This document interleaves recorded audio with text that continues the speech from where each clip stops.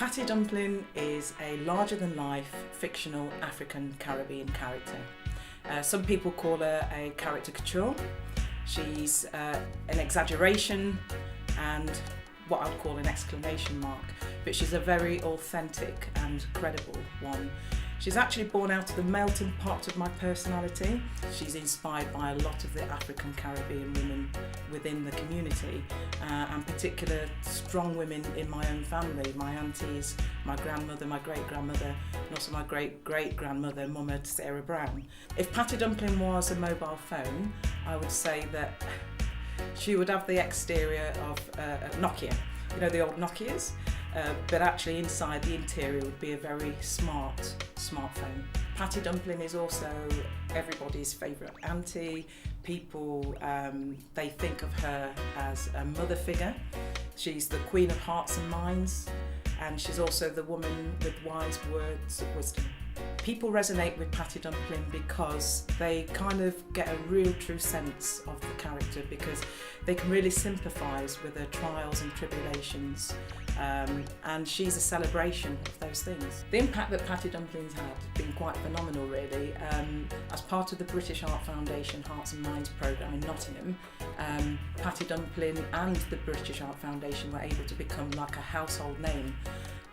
She was able to help people digest certain key messages that were really important for their health and well-being. And Patty Dumplin very much played the role in helping organisations such as the British Art Foundation to pass on key messages that could reach the heart of the community. Patty Dumplin is very effective in creating positive experiences because she makes people laugh. She's exciting, she's fun, and that makes her really memorable. And as a result, services find that if they have key messages that they need to embed into a community, that using this innovative, unique way of having a character works really well. Initially, Patty Dumplin was for the African Caribbean communities to target age 40 and upwards, male and female.